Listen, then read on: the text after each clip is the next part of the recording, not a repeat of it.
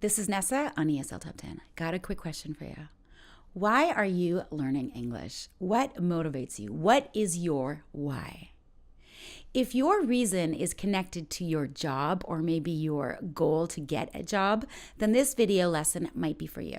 I'm not going to be talking so much about the English language or vocabulary. Instead, I am going to give you 10 tips on how to have a successful job interview.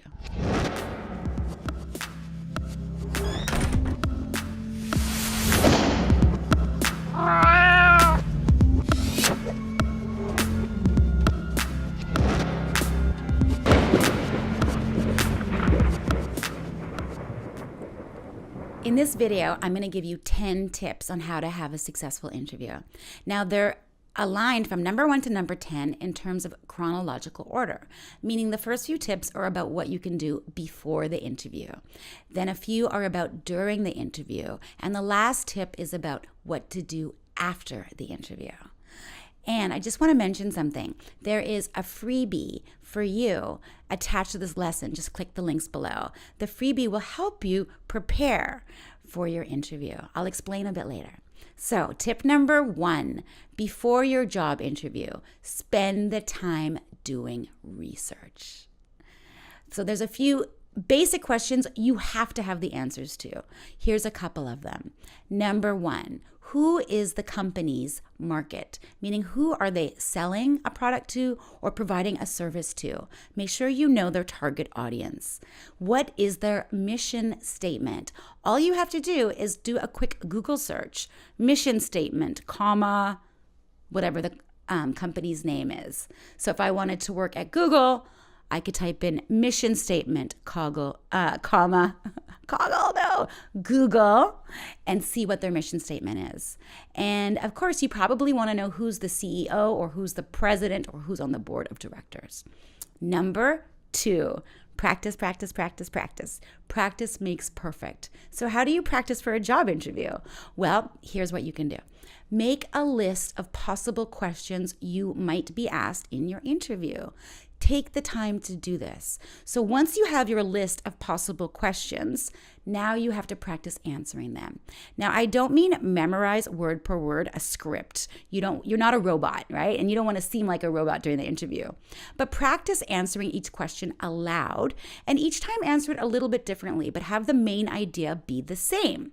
So for example, if they ask you what qualities would make you good for this job, you want to have the main ideas prepared beforehand. You don't want to be like, when they ask you that question, I'm a good swimmer. If you want to work at Google, right? You want to be prepared. So, related to that, today's freebie for you is a list of 50 possible questions you might be asked in an interview. Now, you can modify those questions based on your field, but these questions will help you. So download that, and it includes a short glossary of terms that you might want to use in your answers. So make sure you get that. It's going to help you. Okay, moving on. Number 3. Bring a copy of your resume to the interview. I know it seems a little bit silly because they probably already have it, but what if they don't? What if they ask you for your resume? You want to be prepared.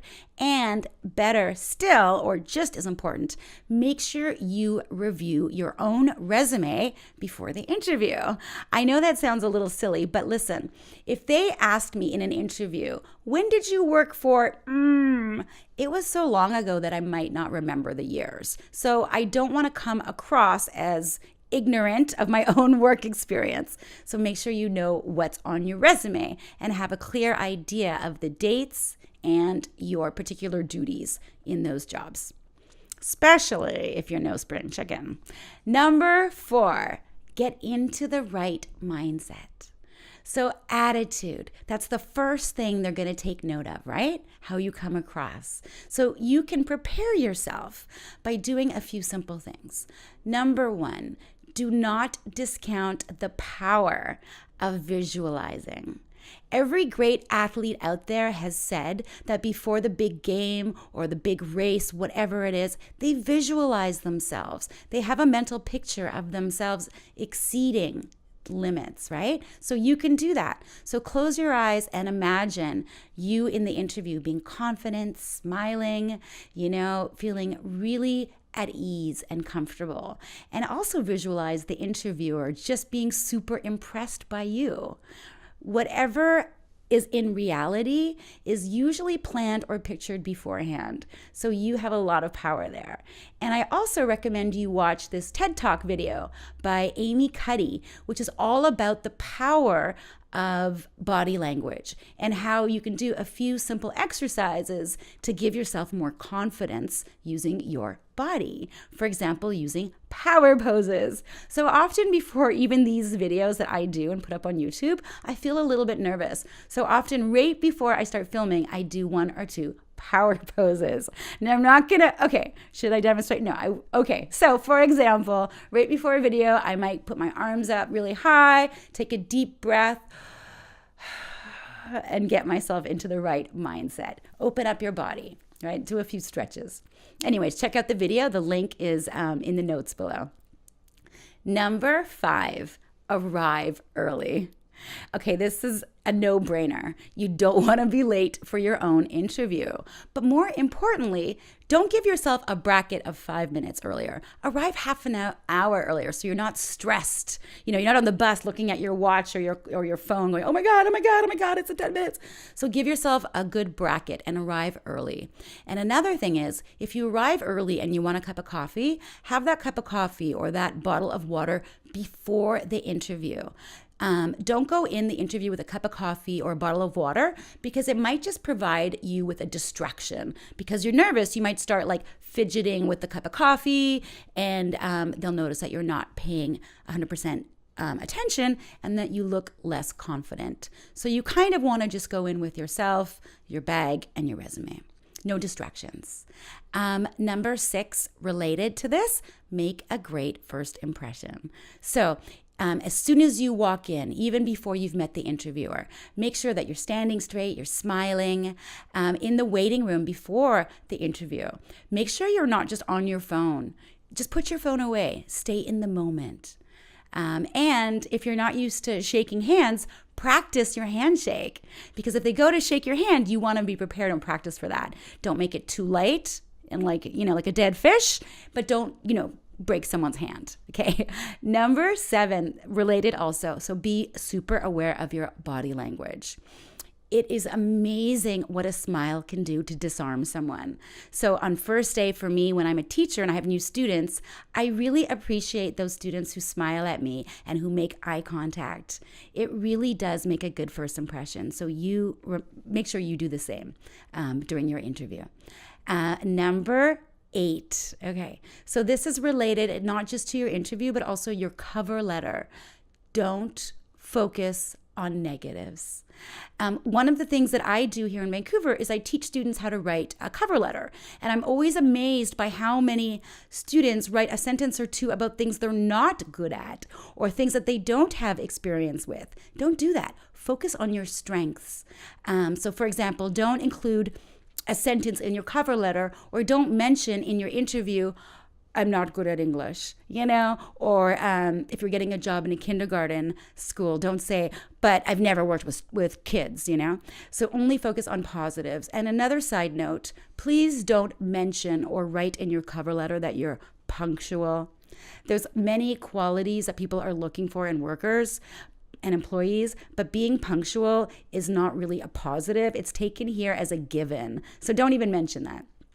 Okay, and don't forget, the freebie will include a list of adjectives and vocabulary that you might find useful to use to describe yourself in your cover letter and in your interview.